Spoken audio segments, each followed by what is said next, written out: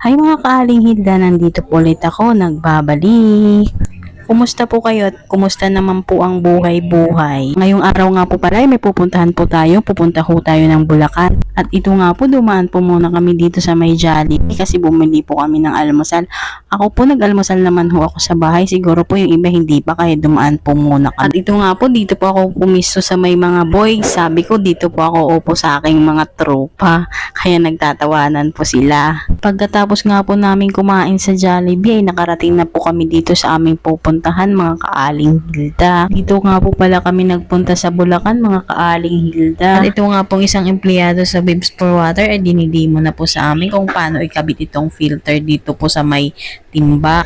Kasi mamaya kami daw yung magtuturo sa mga may sponsoran nitong filter mga kaaling Hilda. Ang mabibigyan nga po pala nito yung mga nakatira sa liblib na lugar dito sa Bulacan. Mga hindi po naabot ng malinis na tubig, yung galing sa Nawasa. Yung mga pinagkukunan po nila, yung mga poso lang, mga ganon. Kaya sila po yung napiling mabigyan ng mga gamit na to, mga kaaling Hilda. At ito nga po, bago po nga po nag-umpisa, nagpag-games po muna yung dalawa kong kasama. At yung kung sino man nakakasagot sa mga tanong nila, ay binibigyan naman nila ng bag. Isa nga ho pala sa mga sponsor yung Pacific Union Insurance sa pinagtratrabahuan. At isa din ho ako na napili sa mga magbo-volunteer kaya tuwang-tuwa ho ako kasi gustong-gusto ko ho ng mga ganitong lakad. At ito nga ho, dinidemo na nga ho ng isa sa mga empleyado ng Waves for Water kung paano po gamitin yung filter na yan. At andyan din ho yung isa kong kasama sa trabaho, si Irel.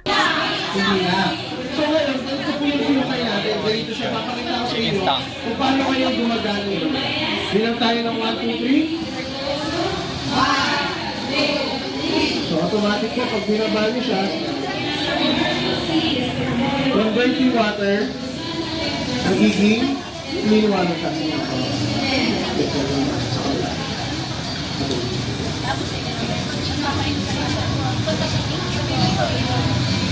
Ayan, ganyan po yung mangyayari.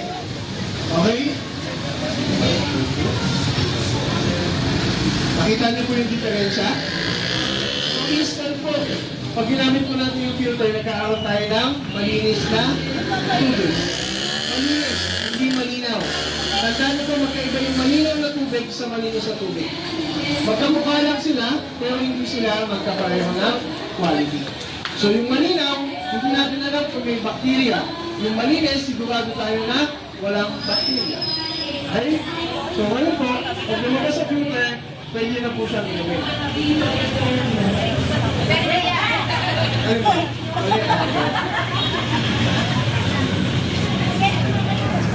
So pwede na po siyang inumin. Okay? Now, so sige po. Cheers! 2, 3. Inumin, eh. Okay, cheers po sa akin. Hindi na po siya ng mga lasa. Parang gin. Hindi po. Tapos, ayun lang po. Parang may umaga po. So, ayun po. Kumain po. Pagkatapos ng i-demo yung filter kung paano gagamitin, nagpunta na ho kami dito sa lugar kung saan mga nakatira yung pagbibigyan.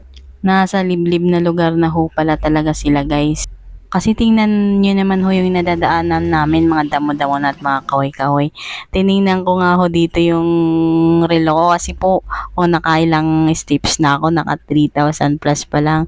Kasi may binubuo din ho akong steps a day. Ay hindi naman ho a day, Lunes hanggang Biyernes lang. At ito nga po, nakarating na ho kami dito sa community.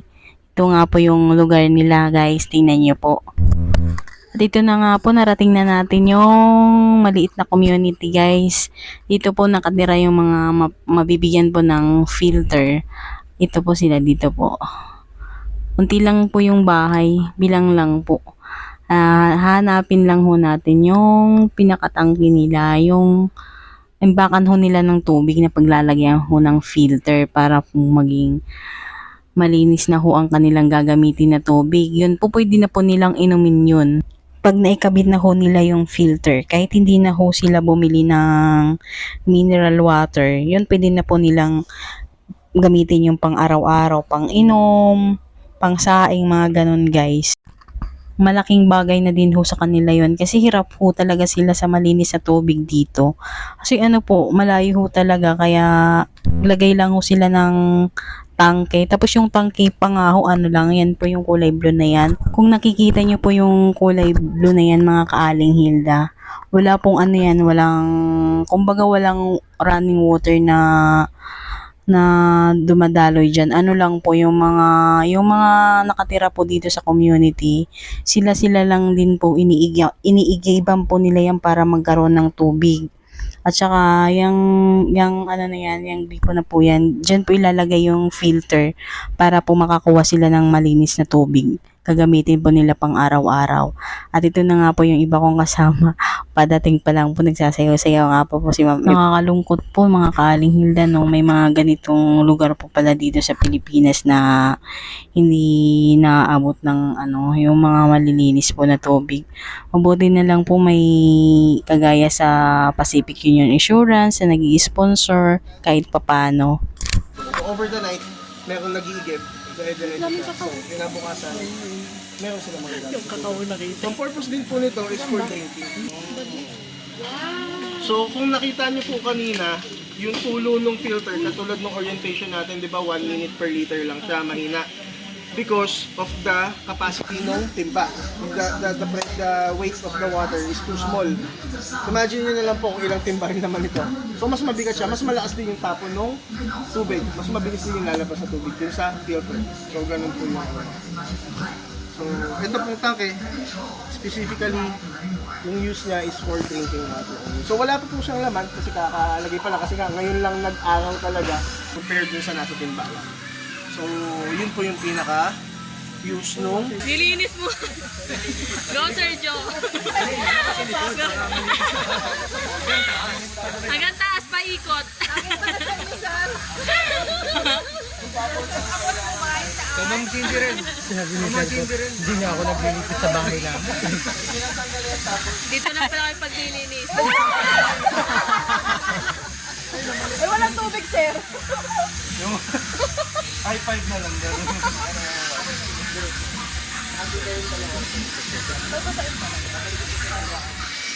Oh my God!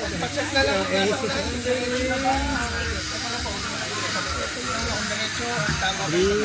Tama po.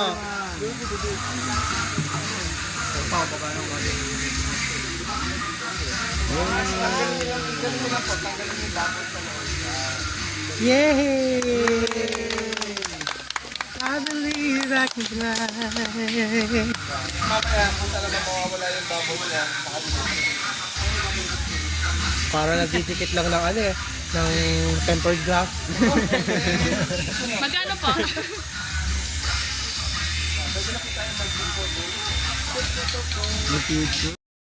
Kung mapapansin nyo po guys, nandito na ho kami sa aming mga sasakyan kasi pauwi na ho kami. Nandito na ho kami lahat, nandito na din ho yung mga kasama ko. Yan po sila guys. Pero bago ho kami muna umuwi, syempre dadaan ho muna kami dito. Dumaan po muna kami dito sa isa sa mga kainan dito sa Bulacan para makapag-lunch po muna. Hindi ko nga po matandaan kung ano pong pangalan ng kainan na to. Pero in fairness po, ang sarap po ng pagkain nila, lalong-lalo na po yung baka na may sabaw na gustuhan ko po. Hanggang dito na lang po mga kaaling Hilda. Bye-bye!